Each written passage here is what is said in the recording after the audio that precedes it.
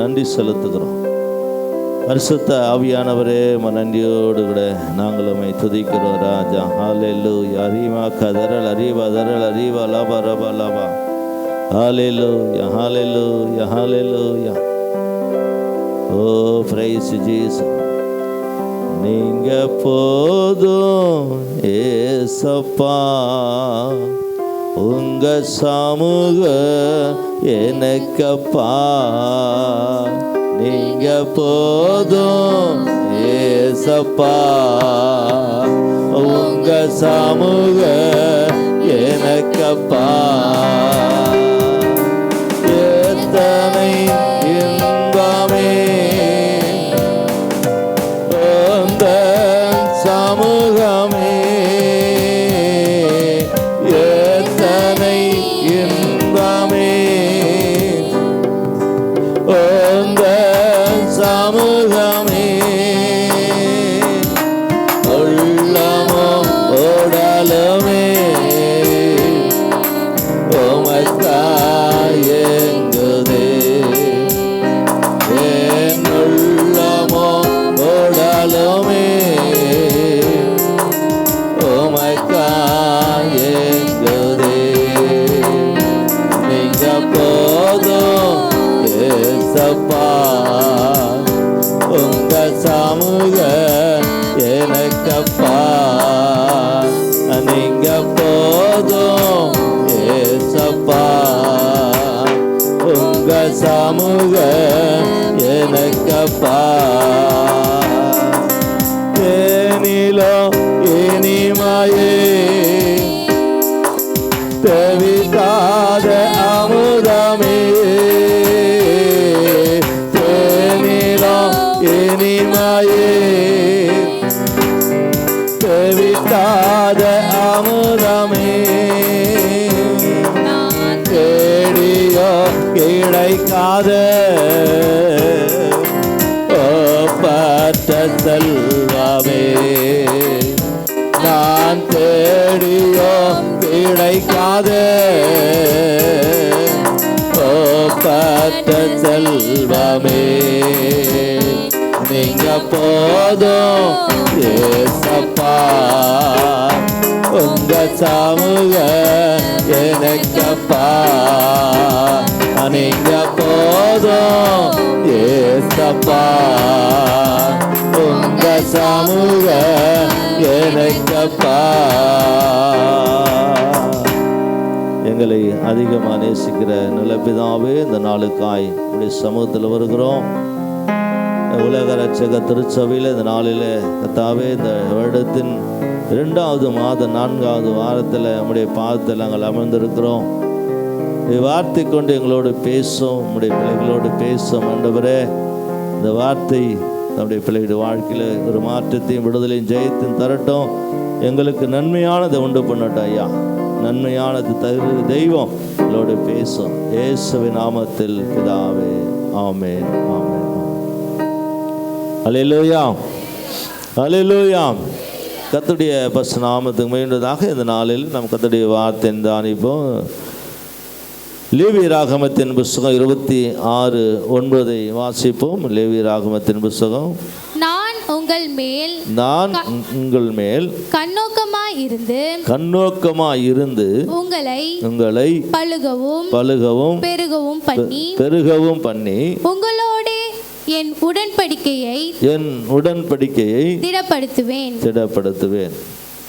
கிறிஸ்துவுக்குள் அன்பான சகோதரனே, சகோதரி, இந்த நாளில் நாம் கர்த்தருடைய வார்த்தையை நாம் கேட்கிறோம். இங்கே வேதம் சொல்லுகிறது, என்னுடைய உடன்படிக்கையை உங்களுக்கு நான் என்ன செய்வேன்? திடப்படுத்துவேன். தேவனாகிய கர்த்தர் இன்றைக்கு இந்த காலவெளியில் நம்மோடு கூட பேசுகிற வார்த்தை, உடன்படிக்கையை திடன்படுத்த விரும்புகிறார். உடன்படிக்கையை திடன்படுத்த வேண்டுமானால், அந்த உடன்படிக்கை நம்முடைய வாழ்க்கையில் நிறைவேற வேண்டுமானால், உடன்படிக்கை நம்முடைய குடும்பத்தில், வேலை ஸ்தலத்தில், படிப்பில், தெய்வ சமூகத்தில் அது நிறைவேற வேண்டுமானால் நாம் என்ன செய்ய வேண்டும் என்று சொல்லி இன்றைக்கு ஒரு சில காரியங்களை நாம் பார்க்க போகிறோம். கர்த்தருடைய வார்த்தை கேட்டுக்கொண்டிருக்கிற எனக்கு அன்பான சகோதரனே, சகோதரியே, வேதம் சொல்லுகிறது, இங்கே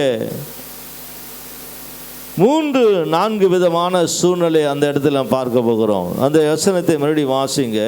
நான் உங்கள் மேல் கண்ணோக்கமாய் இருந்து, முதலாவது வேதம் சொல்லுது, நான் உங்கள் மேல் என்னவா இருக்கிறேன்? கண்ணோக்கமாய் இருக்கிறேன். உங்களை பழுகவும் பெருகவும் பண்ணி, பாருங்க, இரண்டாவது சொல்றார், உங்களை பழுகவும் பெருகவும் பண்ணுகிறேன் என்றார். உங்களோடு என் உடன்படிக்கையை என்ன பண்ணுவேன்? திடப்படுத்த. 3 காரியங்களை உங்கள் மத்தியில் வைக்கிறேன். கண்ணோக்கமாய் இருக்கிற தேவன், பழுகவும் பெருகவும் பண்ணுகிற தேவன், உடன்படிக்கையை அவர் என்ன செய்கிறார்? திடப்படுத்துகிறார். உடன்படிக்கை நிறைவேற்றுகிறார். உடன்படிக்கையை அவர் என்ன செய்கிறார்? வாக்கிய பண்ணுகிறார். உடன்படிக்கையை உன்னுடைய வாழ்க்கையில், என்னுடைய வாழ்க்கையில், இந்த வார்த்தை கேட்கிற ஊருடைய குடும்பத்திலையும் இந்த உடன்படிக்கையை தேவன் என்ன செய்கிறார்? அதை நிறைவேற்றுவதற்குரிய வாய்ப்புகளை வைத்திருக்கிறார். அல்லேலூயா. எங்கே வைத்திருக்கிறார் என்று சொல்லி வேதம் சொல்லுகிறது. இந்த வேதாகமத்தில் வைக்கப்பட்டிருக்கிறது உடன்படிக்கை நிறைவேற்றக்கூடிய வார்த்தைகள். அந்த நிறைவேற்றக்கூடிய வார்த்தைக்கு இந்த வேதாகமத்தில் வைத்திருக்கிற அந்த புதையலை, அந்த பொக்கிஷத்தை, அந்த ஆசீர்வாதத்தை பெற்றுக்கொள்வதற்கு நான் தகுதியாய் இருக்கிறேனா என்பதை இன்றைக்கு நாம் நம்மை என்ன செய்ய வேண்டும்? பரிசோதிக்க வேண்டும். நாம் நம்மை தகுதிப்படுத்திக் கொள்ள வேண்டும். அப்படி தகுதிப்படுத்திக் கொண்டால் மாத்திரம்தான் நான் இந்த உடன்படிக்கைக்கு சொந்தக்காரனாய் மாற முடியும். இந்த உடன்படிக்கைக்கு நான் பாத்திரவனாய் மாற முடியும். இந்த உடன்படிக்கை சொல்லுகிறது உன்னை பழுகவும் பெருகவும் பண்ண வேண்டும் சொல்லி. அப்போ பழுகவும் பெருகவும் பண்ணுவதற்குரிய வாய்ப்புகள் எங்கே இருக்கிறதுன்னு சொன்னால், எங்கே இருக்கிறது? உடன்படிக்கை இந்த வார்த்தை சொல்லுகிறது, பழுகவும் பெருகவும் பண்ணவே செய்வேன், இந்த உடன்படிக்கை திடப்படுத்துவேன். இது எங்கே இருக்கிறதுன்னு சொன்னால், ஆனால் வேதத்தில் இருக்கிறது. இதை செயல்படுவது எங்கே இருக்கிறது? அல்லேலூயா. இந்த வார்த்தைகள் நிறைவேற வேண்டுமானால், இந்த வார்த்தையாய் மாத்திரம் உன்னுடைய வாழ்க்கையில் இருக்குமானால், நீ பழுகவும் முடியாது, பெருகவும் முடியாது. உடன்படிக்கை உன் வாழ்க்கையில் நிறைவேறாது. இது வார்த்தையாய் மாத்திரம் இருக்குமானால், வார்த்தையை என்ன செய்ய வேண்டும்? நீ எடுத்துக்கொள்ள வேண்டும். இந்த வார்த்தையை நாம் எடுத்துக்கொண்டால் மாத்திரம்தான் நம்முடைய வாழ்க்கையில் பெருக்கத்தைக்குள்ள போக முடியும், பழுக்கத்துக்குள்ள போக முடியும், விருத்திக்குள்ள போக முடியும், சமாதானத்துக்குள்ள போக முடியும், மகிழ்ச்சிக்குள்ள போக முடியும், விடுதலைக்குள்ள போக முடியும். இவை அனைத்தும் அடங்கியிருக்கிறது தான் இந்த வேதாகமத்தில் வைத்திருக்கிற இந்த வேத புஸ்தகம். தேவனாக கர்த்தர் உங்கள் மேல், என் மேல் எப்படி இருக்கிறாருங்க? பக்கத்தில் இருக்கிறவங்க கரம் பிடிச்சு சொல்லுங்க, கர்த்தர் என் மேல் கண்ணோக்கமாக இருக்கிறார். கரம் பிடிச்சு சத்தமாக நல்லா சொல்லுங்க, கர்த்தர் என் மேல் கண்ணோக்கமாக இருக்கிறார். அப்போ கண்ணோக்கமாக இருக்கிற தேவன் உங்களையும் என்னையும் பெருக செய்ய விரும்புகிறார். உங்களையும் என்னையும் இந்த வார்த்தை கேட்கிற தம்முடைய பிள்ளைகளுக்கு தேவன் என்ன செய்கிறார்? பெருக்கத்தை கொண்டு வருவதற்கு, விருத்தியை கொண்டு வருவதற்கு, மகிழ்ச்சியை கொண்டு வருவதற்கு தேவன் விரும்புகிறார். அந்த வார்த்தை என்னுடைய வாழ்க்கையில் நிறைவேற வேண்டுமானால் நான் என்ன செய்ய வேண்டும்? இன்றைக்கு இந்த வார்த்தை கேட்கிற எனக்கு அன்பான சகோதரனே, சகோதரியே, 10ஆம் வசனத்தை வாசிங்க. போன வருஷத்து பழைய தானியத்தை சாப்பிட்டு புதிய தானியத்திற்கு இடம் உண்டாக்கும்படி பழையதை விலக்குவீர்கள். இதான் இப்போ என்ன பண்ண? முதல்ல இப்போ போன வருஷம் நம்ம எல்லாம் செஞ்சுருந்தோம், எல்லாம் பண்ணோம், எல்லா காரியம் செஞ்சோம். ஆனால் 2026 நம்முடைய வாழ்க்கையில் தேவன் மாற்றத்தை விரும்புகிறாரு. என்ன செய்கிறாரு? என்ன கொடுக்குறாருன்னு சொன்னால், உடன்படிக்கை கண்ணோக்கமாக இருக்கிறார், பழுகவும் பெருகவும் செய்கிறார். உடன்படிக்கை தேவன் திட்டப்படுத்த விரும்புகிறார். இப்போது இந்த காரியம் என்னுடைய வாழ்க்கையில் நான் நிறைவேற வேண்டுமானால் நான் என்ன செய்ய வேண்டும் என்று சொன்னால், இன்றைக்கு நான் என்ன பண்ணோம்? உம்மோடு இருப்பதுதான் என் உள்ளத்தின் வாஞ்சையா, உம் சித்தம் செய்வதுதான் என் இதயத்தின் ஏக்கமையா. உம்மோடு இருப்பதுதான் என் உள்ளத்தின் வாஞ்சையா உம் சித்தம் செய்வதுதான் என் இதயத்தின் ஏக்கமையா.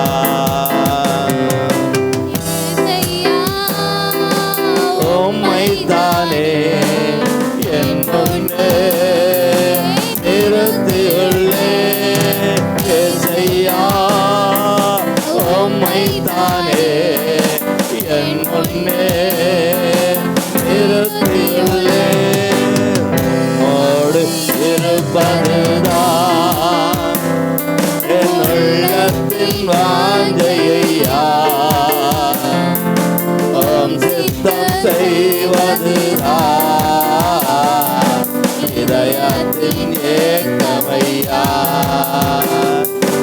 எனக்காக யாவையும் செய்பவரே செய்து முடிப்பவரே. எல்லாரும் சொல்லுவோம். எனக்காக யாவையும் செய்பவரே செய்து முடிப்பவரே. ஆமென். என் சுமைகள் என் பாரங்கள் என் சுமைகள் உம் பாதத்தில் இறக்கி வைத்தேன். உம் பாதத்தில் இறக்கி வைத்தேன். உம்மைத்தானே என் முன்னே நிறுத்தியுள்ளே ஏசையா. உம்மைத்தானே என் முன்னே நிறுத்தியுள்ளே. உம்மோடு இருப்பதுதான் என் உள்ளத்தின் வாஞ்சையா உம் சித்தம் செய்வதுதான் இதயத்தின் ஏக்கமையா. அல்லேலூயா அல்லேலூயா.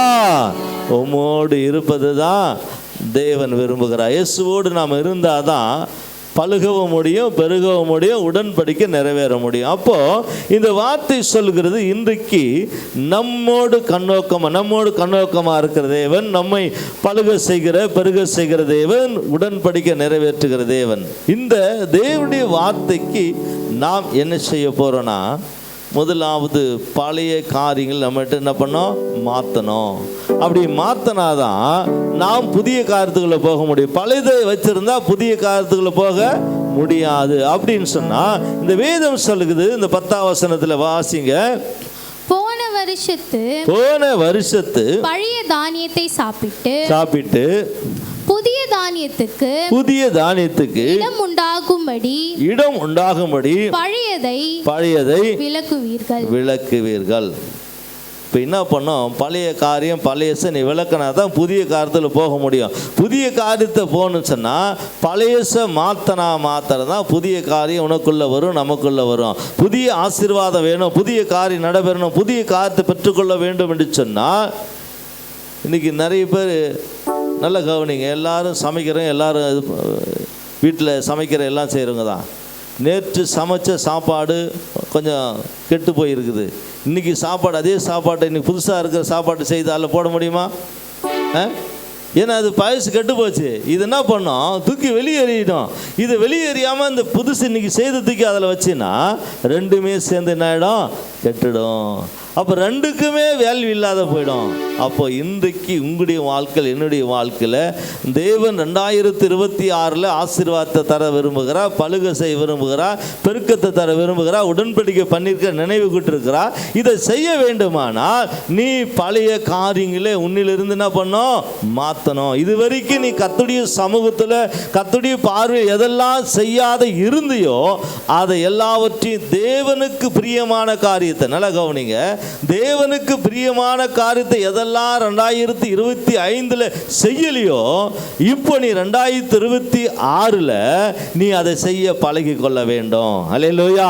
இப்போ நீ ஆசீர்வாதத்தை பெற்றுக்கொள்வதற்கு பழைய காரியங்கள் செய்யாததை இப்போது நீ என்ன பண்ணும், புதிய வருஷத்துல நீ தேவனுக்கு பிரியமான காரியத்தை செய்யணும். ரெண்டாவது நீ என்ன செய்யணும், பழைய வருஷத்துல எதெல்லாம் தேவனுக்கு பிரியமில்லாத செய்தியோ அந்த பிரியமில்லாத காரியத்தை 2026 அதை விட்டு விலகணும். அல்லேலூயா.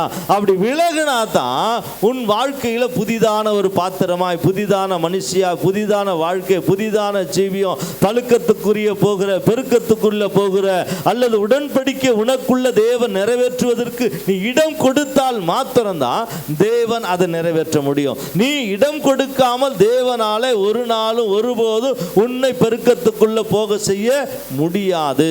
அல்லேலூயா. அப்படி பெருக்கத்துக்குள்ள போவதற்கு நான் என்ன செய்ய வேண்டும் அப்படின்னு சொன்னால், நாம் செய்ய வேண்டிய காரியம் என்னவென்று சொன்னால் வேதத்தில் சொல்லப்படுகிறது. 11ஆம் வசனத்தை வாசிங்க.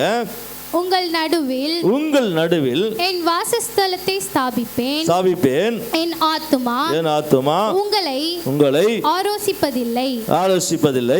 அடுத்த வசனம், நான் உங்கள் நடுவிலே உலாவி உங்கள் தேவனாய் இருப்பேன். நீங்கள் என் ஜனமாய் இருப்பீர்கள். இதுதான், நீங்கள் தேவனுடைய ஜனமாய் மாறினாதான் கர்த்தருடைய ஆசீர்வாதத்தை பெற்றுக்கொள்ள முடியும். நாம் தேவனுடைய ஜனமாய், அல்லது நான் கர்த்தரை ஆராதிக்கிறேன் துதிக்கு. நல்லா கவனிங்க. இன்னைக்கு எல்லாருக்கும் தெரியும் ஆண்டவரை பற்றி. நல்லா கவனிங்க. நம்ம மோடியா இருக்கிறார் பாருங்க, அமெரிக்கா போகிறாரு, அமெரிக்கா ஜனாதிபதியோடு பேசுகிறாரு. சத்தியம் தெரியாமலாம் இல்லை அவருக்கு. அங்கே போய் மோடி அங்கே பேசுகிறாரு, சத்தியம் தெரியுது, எல்லாமே தெரியும், எல்லாருக்கும் தெரியும். அமித்ஷாவுக்கு தெரியும், மோடிக்கு தெரியும், இன்னும் உலகத்தில் எல்லாருக்குமே இயேசுடைய வார்த்தை தெரியும். தெரியாத ஆட்கள் கிடையாது. ஒருவேளை அநேக கிராமங்களில் போக முடியாத இடங்களில் இருந்தால் தெரியாத இருக்கும். இந்த ஒலிபெருக்கி மூலமா எல்லாருக்கும் தெரியும் இயேசு தான் தெய்வம் என்பது தெரியும். ஆனால் அந்த இயேசுதான் தெய்வம் என்பது தெரிந்து அவர்களால் அதை என்ன செய்ய முடியும், வெளிப்படையாய் சொல்லிக்க முடியல, அது வெளிப்படையாய் பேச முடியல. ஏன்னு சொன்னால் பாரம்பரியம், பின்னாடி இருக்கிற பழையவைகள் அவங்களை என்ன செய்ய விட மாட்டுகிறது, முன்னாடி செல்ல விட உடன்படிக்கை கை கொள்ள முடிய மாட்டுகிறது, தேவனுடைய வார்த்தைக்குள்ள வர விட மாட்டுகிறது.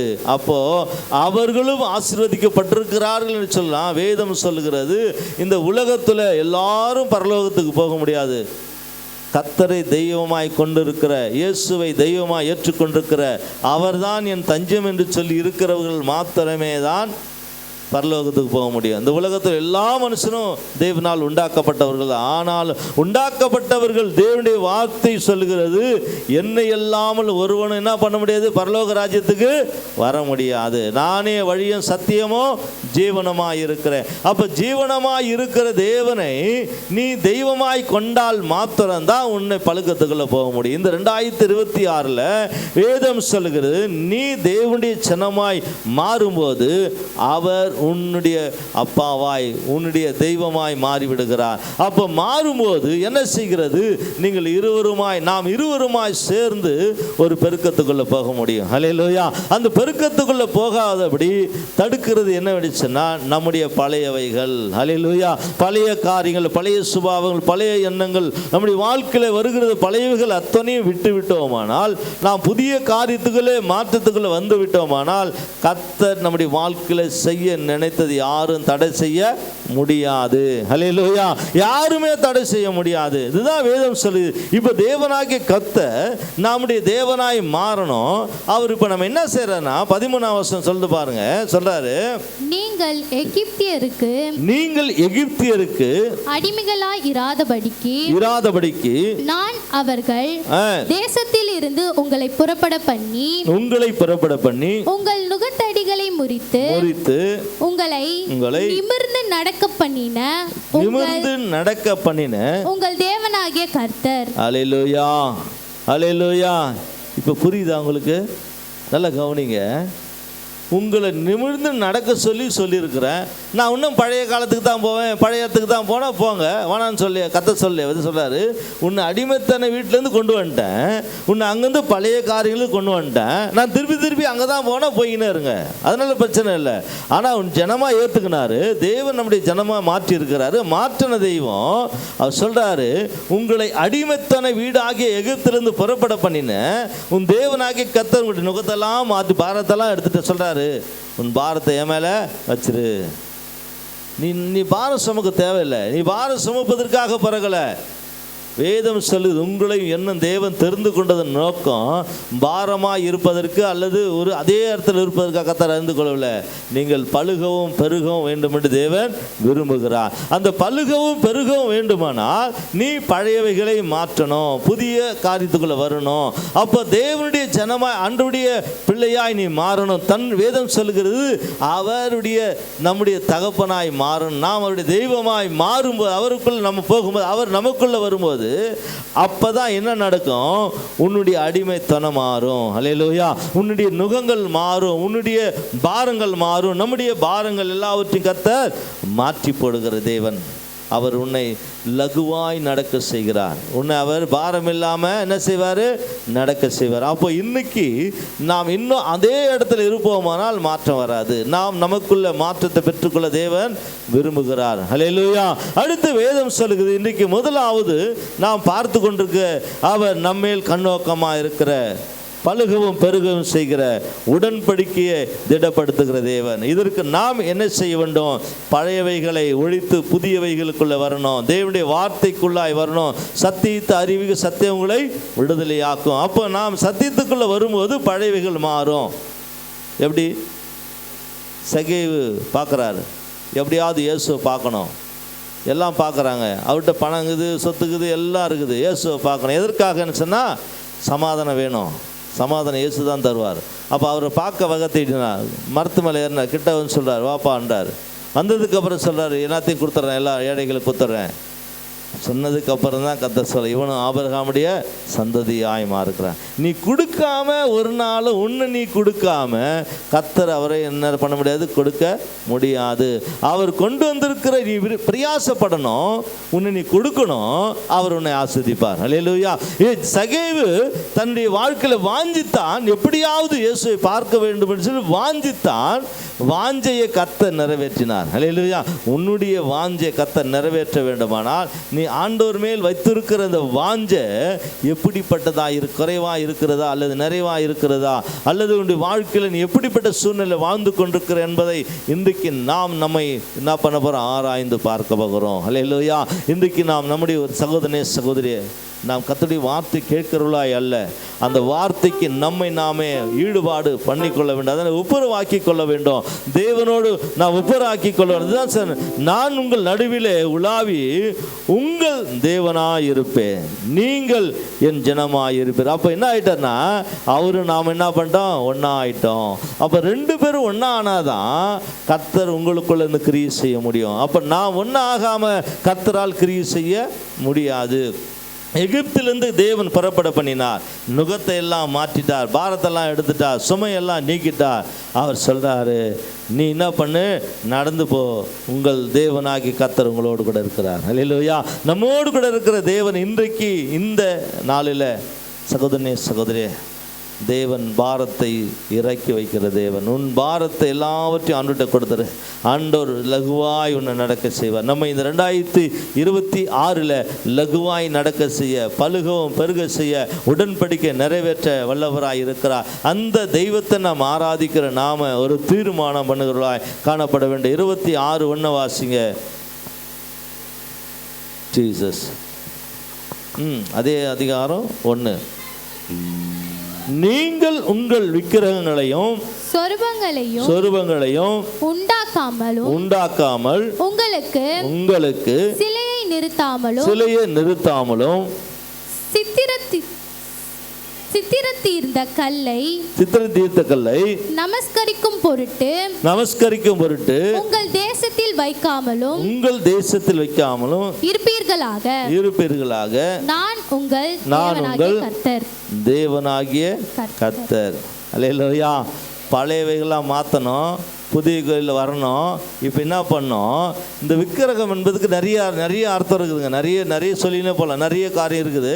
ஆனால் உங்களுக்கு சிம்பிளாக ஒரு காரியத்தை சொல்ல விரும்புகிறேன். விக்கிரகம் என்பது ஒன்றுமில்லை. வேதம் சொல்லு விக்கிரகம் ஒன்றுமில்லை. ஆனால் விக்கிரகம் எது தெரியுமா? விக்கிரகம் எதுன்னு கேட்டிங்கன்னா, தெய்வத்துக்கு மேலாக ஒரு காரியத்தை நேசிக்கிறீங்க பாரு. எங்கள் வீட்டுக்காரர் தாங்க எங்கள் ரொம்ப தெய்வம், எங்கள் மனைவி தான், எங்கள் அம்மா தான், எங்கள் அப்பா தான், எங்கள் வேலை செய்ய எங்கள் எஜமான் தான், அவர் தான் எங்களுக்கு சம்பளம் கொடுக்குற, அவரெல்லாம் நாங்கள் வாழவே முடியாது. இயேசு எல்லாம் வாழ முடியாது. சம்பளம் கொடுக்குறதுலாம் வாழலாம். அல்லேலூயா. இந்த கம்பெனிலாம் இன்னொரு கம்பெனி, இந்த ஸ்கூல்லாம் இன்னொரு ஸ்கூலு, இந்த என்னது வேலையெல்லாம் இன்னொரு வேலை. ஆனால் இயேசுநாதர் இவரெல்லாம் நான் வாழ முடியாது. அல்லேலூயா. வேலை எது வேணாலும் மாற்றிக்கலாம், படிப்பு எதை வேணாலும் மாற்றிக்கலாம், காலேஜ் எதை வேணாலும் மாற்றிக்கலாம். ஆனால் இயேசுவை மாற்றினா நான் வாழவே முடியாது. அல்லேலூயா. இயேசு மாத்திரம்தான் உனக்கு தெய்வமாக இருந்தால் மாத்திரம்தான் உனக்கு என்னவா நடக்கும் தெரியுமா? பலுகவும் பெருகவும் நடக்கும். உடன்படிக்கை கர்த்தர் நிறைவேற்ற வல்லவராய் இருக்கிறார். வேதம் சொல்லுகிறது, உங்களுக்கு நீங்கள் என்ன பண்ணி விக்கிரகத்தை உண்டாக்காதீங்க. அந்த விக்கிரகம் என்பது அந்த விக்கிரகம் இல்லை, உனக்குள்ள இருக்கிற விக்கிரகம். நீ உனக்குள்ள வச்சுக்கிற பாரு விக்கிரகம், அந்த விக்கிரகத்தை எடுத்து போடு வெளியே, பழைச மாத்து. உனக்குள்ள இது வரைக்கும் என்னெல்லாம் உனக்கு ரொம்ப முக்கியத்துவமாக பண்ணியோ அதெல்லாத்தையும் எடுத்து போடு. பணத்தை முக்கியத்துவப்படுத்தினியா, அல்லது மகனை அல்லது மனைவியை, பிள்ளைகளை, குடும்பத்தை, எதை நீ முக்கியத்துவப்படுத்த, எதற்கு நீ தெய்வத்துக்கு ஈடாக அல்லது தெய்வத்துக்கு மேலாக ஒன்று கொண்டு வந்த, அதை நீ எடுத்துட்டீன்னா கர்த்தர் உன்னை என்ன அவர் சொல்றாரு? நான் தான் கர்த்தர். அல்லேலூயா. நானே கர்த்தர், அவரை தவிர வேற யாருமே கிடையாதுங்க. எந்த உலகத்தில் எதுக்கு மேலாக ஒரு தெய்வம் இருக்குமானா தெய்வம் தான் உங்களோடு என்னோடு இருக்கிற தெய்வம். அடுத்த வசனம் வாசிங்க. என் ஓய்வு நாட்களை ஆசரித்து என் பரிசுத்த ஸ்தலத்தை குறித்து பயபக்தியாய் இருப்பீர்களாக. இதாங்க பார்த்தீங்களா, இங்கே வந்துட்டார் பாரு. கர்த்தர் உங்களையும் என்னையும் அடிமைத்தனத்திலிருந்து வெளியே கொண்டு வந்துடுறார். நோகத்தெல்லாம் மாற்றிட்டாரு, சுமையெல்லாம் எடுத்துட்டாரு, பாரத்தெல்லாம் மாற்றிட்டாரு. பழசுக்குள்ளே போவாத, திருப்பி எகிப்துக்கு போவாத. எகிப்துக்கு போனால் பிரச்சனை இருக்குது, அங்கே போவாத. முன்னாடி ஆறு இருந்தாலும் பரவாயில்ல, கடல் இருந்தாலும் பரவாயில்ல, வெள்ளம் இருந்தாலும் பரவாயில்ல, காடாக இருந்தாலும் பரவாயில்ல, எல்லாத்தையும் நடத்த வல்லவர். கடலை நிறுத்தின தெய்வம், கடலை மாற்றுகிற தெய்வம், மீனை முழுங்க செய்த தெய்வம், நம்மத்தில் மரித்த லாசு உயிரோடு எழுப்பின தெய்வம் இன்றைக்கு நம்மோடு கூட இருக்கிறார். ஆனால் நாம் செய்ய வேண்டிய காரியம் திருப்பி எகிப்துக்கு போகக்கூடாது, பழையவைகளுக்குள்ளே போகக்கூடாது, புதுசுக்குள்ளே வரணும். அப்படி வந்தாதான் அந்த காரியம் உனக்குள்ளே நமக்குள்ளே நிறைவேறும். பழுக செய்ய பெருக செய்ய உடன்படிக்கை கர்த்தர் திடப்படுத்த வேண்டுமானால் இன்றைக்கு நாம் செய்ய வேண்டிய காரியத்தை கர்த்தர் எதிர்பார்த்து கொண்டிருக்க. என்ன செய்யணும்னு கர்த்தர் எதிர்பார்த்து கொண்டிருக்கிறார். இன்னைக்கு உனக்குள் இருக்கிற விக்கிரகத்தை எடுத்து போடு. அல்லேலூயா. உனக்குள் இருக்கிற விக்கிரகத்தை எடுத்து போடு. எதிர இருக்கிறதெல்லாம் விக்கிரகம் கிடையாது. நல்லா கவனிங்க, எதிர இருக்கிற எதுவுமே அது விக்கிரகம் கிடையாது. உனக்குள் இருக்கிறது தான் விக்கிரம். இந்த விக்கிரகத்தை எடுத்துட்டீங்கன்னா இயேசு உனக்குள்ள இருந்து உன்னை மகிமையாய் மாற்றுவார். அல்லேலூயா. அதுதான் சொல்லுகிறார் இங்கே வேதத்தில் மிக அருமையாக சொல்லப்பட்டிருக்க வார்த்தை சொல்லுங்க. வாசித்து பாரு அடுத்த வசனத்தை. நீங்கள் என் கட்டளைகளின்படி நடந்து என் கற்பனைகளை கைக்கொண்டு அவைகளின்படி செய்தால். நல்லா கவனிங்க. இப்போ நீங்க பார்த்த விக்கிரகத்தை எடுக்கணும். ரெண்டாவது ஓய்வு நாள் என்ன பண்ணணும்? ஆசாரிக்கணும். பரிசுத்த குலைச்சலாக்காதபடி அது தேவனுக்கு பயத்தோடு கூட கர்த்தரை ஆராதிக்கணும். அடுத்து சொல்றாரு, என் கட்டளைகளுக்கு நீ கை கொண்டால் நீ புதிய உடன்படிக்கை ஆசீர்வாதத்துக்குள்ள பழையவைகளை ஒழித்து புதியவைகளுக்குள்ள கடந்து வந்தீங்கன்னா கர்த்தருடைய வார்த்தை சொல்லுகிறது, அவர் என்ன பண்ண அவைகளுக்கு செய்யும்போது கர்த்தர் உன்னை என்ன செய்ய தெரியுமா? 4ஆம் வசனத்தை வாசிங்க. நான் ஏற்ற காலத்தில் உங்களுக்கு மழை பெய்ய பண்ணுவேன். பூமி தன் பலனையும் வெளியில் உள்ள மரங்கள் தங்கள் கனியை கொடுக்கும். இதுதான் முக்கியமான பழுக்கத்துக்குள்ள வந்துட்டோமா? இப்போ கனி கொடுக்கணும்னா என்னது? ஒரு மரத்தை பார்த்தாரு, எப்பா அந்த மரம் நல்லா பச்சை பச்சைன்னு இருக்குது, நிறைய இலையும் அப்படியே சும்மா அப்படியே தபன்னு இருக்குது. அந்த மரத்தை வந்தார், பார்த்துட்டு எப்பா அதில் எதனா காய் இருக்குதா பாரு அப்படின்னு தேடுறாங்க. சுற்றி தேடி பார்க்குறாங்க. அந்த மரம் நல்லா பெருசாக இருக்குது, நல்லா பச்சை பச்சைன்னு இருக்குது, இலையெல்லாம் இருக்குது, நல்லா இருக்குது. ஆனால் என்ன இல்லை, அதில் என்ன இல்லை? கனி இல்லை. மரம் நல்லா தாங்குது, நல்ல செழிப்பாக்குது, நல்ல இலையெல்லாங்குது, ஆனால் கனி இல்லை. இன்றைக்கி அநேக கிறிஸ்தவங்க கனி இல்லாத வாழ்க்கை தான் இருக்கிறோம்.